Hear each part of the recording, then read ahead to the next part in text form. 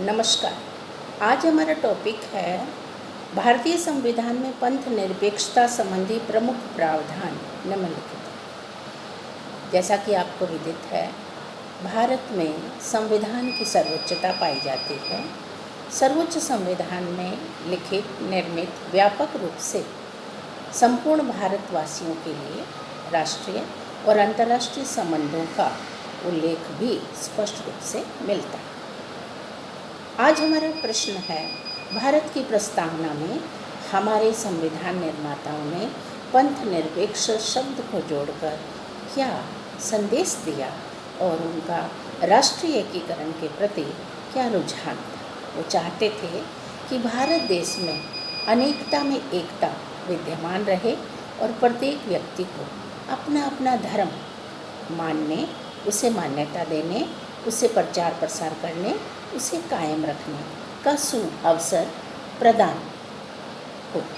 ऐसी स्थिति में उन्होंने विभिन्न अनुच्छेदों के माध्यम से जो उल्लेख किया वो हम आपको बताना चाहें। सबसे पहले अनुच्छेद 14 स्पष्ट प्रावधान है, जाति या धर्म के भेदभाव के बिना सभी नागरिकों को कानून का समान संरक्षण प्राप्त होगा। राज्य भारत के राज्य क्षेत्र में किसी व्यक्ति को विधि के समक्ष समता से या विधियों के समान संरक्षण से वंचित नहीं करेगा। इसी तरह अनुच्छेद 15 मूल धर्म, मूल वंश या जाति आदि के आधार पर भेदभाव पर प्रतिषेध लगाता है। धर्म, मूल वंश, जाति, लिंग, जन्म स्थान या इनमें से किसी के आधार पर दुकानों, सार्वजनिक भोजनालयों, होटलों, सार्वजनिक मनोरंजन के स्थानों में प्रवेश के संबंध में कोई भेदभाव नहीं किया जा सकता। ठीक इसी प्रकार से अनुच्छेद 15 ब्रैकेट में ख में उल्लेख है, पूर्णतया या अंशतः राज्य निधि से पोषित या साधारण जनता के प्रयोग के लिए समर्पित कुओं, तालाबों, स्नान घाटों, सड़कों और सार्वजनिक समागम के स्थानों के उपयोग में नागरिकों में कोई भेदभाव नहीं किया जा सकता। देखिए, इस तरह से विभिन्न अनुच्छेदों में हम आपको बता रहे हैं। अनुच्छेद 29 ब्रैकेट में 2 राज्य द्वारा पोषित या राज्य निधि से सहायता पाने वाले किसी शिक्षण संस्था में प्रवेश से किसी भी नागरिक को केवल धर्म, मूल वंश, जाति, भाषा या इनमें से किसी के आधार पर वंचित नहीं किया जाएगा। ठीक इसी तरह से अनुच्छेद 325 में भी निर्वाचक सूची में नाम सम्मिलित करने में कोई भेदभाव नहीं किया जाएगा। कोई भी क्षेत्र अछूता नहीं है, सभी धर्मों को सम्मान दिया जा रहा है इंडियन पॉलिटिकल सिस्टम, भारतीय संविधान निर्माताओं के द्वारा। अब हम अगला पॉइंट बता रहे हैं, भारत में नागरिकता प्रदान करने के संबंध में भी धर्म के आधार पर कोई भेदभाव नहीं किया गया। मूल संविधान और 1955 में भारतीय संसद द्वारा पारित भारतीय नागरिकता अधिनियम में जाति या धर्म के आधार पर नागरिकता की शर्तों में कोई भेद नहीं किया गया है। इसी प्रकार अनुच्छेद 25 में धार्मिक स्वतंत्रता के अधिकार का उल्लेख है, जिसमें विवरण इस प्रकार है कि अंत्यकरण की और धर्म को अबाध्य रूप से मानने, आचरण करने, प्रचार करने की स्वतंत्रता के अनुसार सार्वजनिक व्यवस्था, सदाचार और स्वास्थ्य के उपबंधों के अधीन रहते हुए सब व्यक्तियों को अंत्यकरण की स्वतंत्रता तथा धर्म के अबाध्य रूप से मनाने, आचरण करने, प्रचार करने का समान अधिकार प्रदान किया गया है। धार्मिक कार्यों में प्रबंध की स्वतंत्रता, मैनेजमेंट की स्वतंत्रता। अनुच्छेद 26 में ये प्रावधान है कि सार्वजनिक व्यवस्था, सदाचार और स्वास्थ्य उपबंधों के अधीन रहते हुए प्रत्येक धार्मिक संप्रदाय अथवा उसके किसी विशेष विभाग को धार्मिक और परोपकारी प्रयोजनों के लिए संस्थानों की स्थापना और पोषण करने का अधिकार, अपने धर्म विषय कार्यों के प्रबंधन का अधिकार, चल और अचल संपत्ति के अर्जन और स्वामित्व का अधिकार, ऐसी संपत्ति को विधि के अनुसार प्रशासन के अधीन करने का या अपने अधिकारों के आधार पर कार्य करने का अधिकार दिया गया है। किसी विशिष्ट धर्म की अभिवृद्धि के लिए करों के भुगतान के बारे में स्वतंत्रता अनुच्छेद 27 में उल्लेख किया गया है। किसी भी व्यक्ति को ऐसे करों का भुगतान करने के लिए बाध्य नहीं किया जाएगा जिनके आगम किसी विशिष्ट धर्म या धार्मिक संप्रदाय की अभिवृद्धि या पोषण के लिए निश्चित किए गए हों। आगम माने आना, इनकम के सोर्सेज यानी किस सोर्स से, संसाधनों से धर्म की अभिवृद्धि के लिए पैसा आना। ठीक इसी प्रकार अन्य भी उपबंध किए गए हैं, जैसे अनुच्छेद 28 में कहा गया है शिक्षण संस्थाओं में धार्मिक शिक्षा प्राप्त करने या न करने की स्वतंत्रता।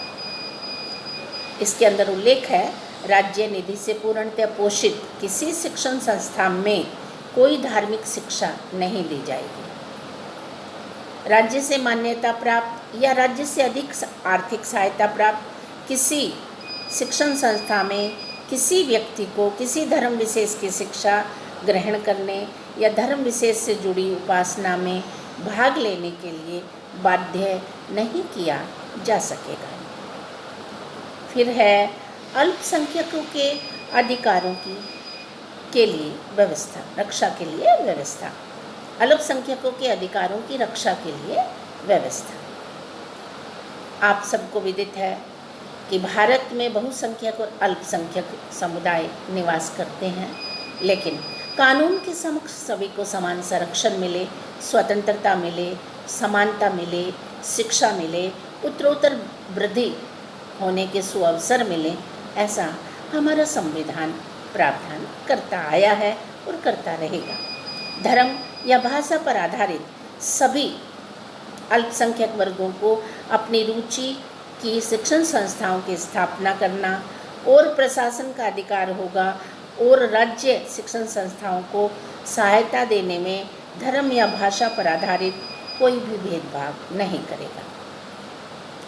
भारतीय नागरिकों के किसी भाग को जिसकी अपनी विशेष भाषा, लिपि या संस्कृति है उसे बनाए रखने का अधिकार होगा, ऐसा अनुच्छेद 29 ब्रैकेट में 1 नंबर में उल्लेखित किया गया है। आस्तिक और नास्तिक के बीच कोई भेदभाव नहीं होगा। भारतीय संविधान में ईश्वर में विश्वास रखने वाले और ईश्वर में विश्वास न रखने वालों के बीच कोई भेदभाव नहीं किया गया है। संविधान की 3री अनुसूची में जिन पदों का उल्लेख किया गया है उनमें से किसी पद को धारण करने की शपथ ईश्वर में विश्वास रखने वाले व्यक्ति ईश्वर के नाम पर ले सकते हैं और जिन्हें ईश्वर पर भरोसा नहीं वे सत्यनिष्ठा से शपथ ले सकते हैं। इस प्रकार राज व्यवस्था न तो आस्तिकता को प्रोत्साहन करती है न ही नास्तिकता को प्रोत्साहन करती है। व्यवहार में भारत में सदैव ही पंथ निरपेक्षता के आदर्श को अपनाया गया है। हिंदू बहुसंख्यक राष्ट्र होने के साथ साथ अल्पसंख्यक समस्त समुदाय के धर्मों को समय समय पर आवश्यकता अनुरूप व्यवस्था देकर व्यवस्थाएं प्रदान की गई हैं। अनेकांतवाद भारतीय दर्शन का मूल तत्व रहा है। अनेक मतों वाले लोग यहाँ रह सकते हैं, रह रहे हैं। इसी कारण उदित उदारता, समन्वय, सहिष्णुता भारतीय जीवन का मूल धारा रहे हैं। भारतीय जीवन के इस व्यापक और उदार दृष्टिकोण ने पंथ निरपेक्षता को उदारता और समन्वयकारी शक्ति से संजो दिया है।